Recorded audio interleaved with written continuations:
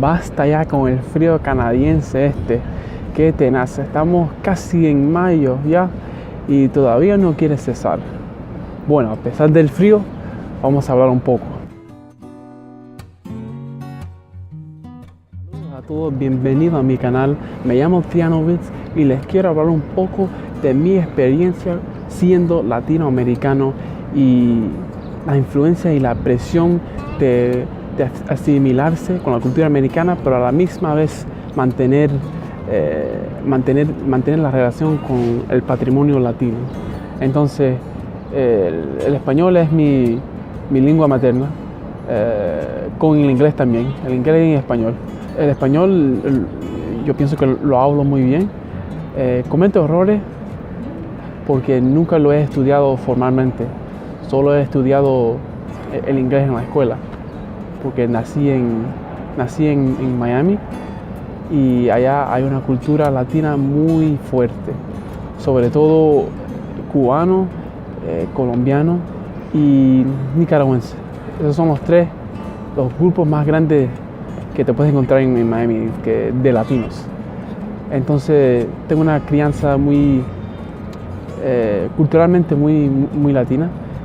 A pesar de todo eso, cuando llegué a la adolescencia, empecé a distanciarme un poco del español porque en los Estados Unidos hay una presión grande de asimilación.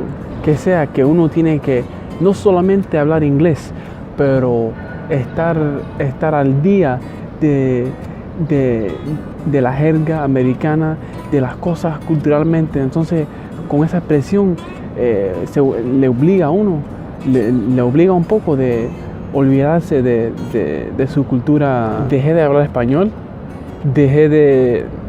mi admiración de mi cultura, de la lengua, lo abandoné por completo y solo estaba hablando en inglés, y eso fue un problema para mí porque, por ejemplo, mi madre sabe hablar inglés, ella lo entiende y ella lo puede hablar, pero a mi padre le cuesta un poco entender y hablar en inglés. Entonces, cuando yo pasé esa época, fue difícil de compartir cosas y hablar con mi padre. Entonces, desde ese momento empecé a realmente apreciar mi lengua, mi cultura.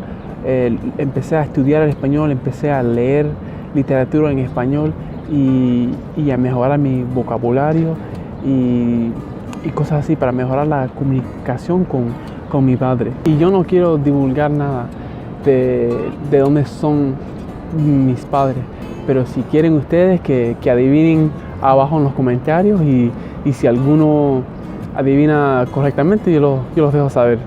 Y también quiero opinar de un tema un poco sensible estos días.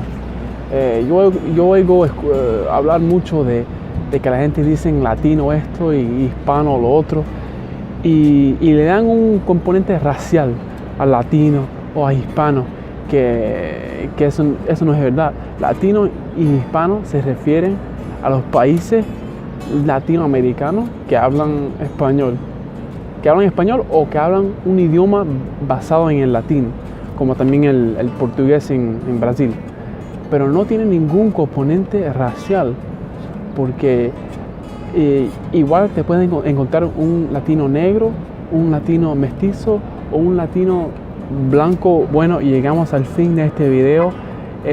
Quiero escuchar de la historia de ustedes, si alguno de ustedes está pasando algo igual de lo que yo pasé cuando yo era adolescente, o sea, si tienen cuentos similares, déjenme saber abajo en los comentarios, me encantaría oír de ustedes. Bueno, eso es todo, gracias.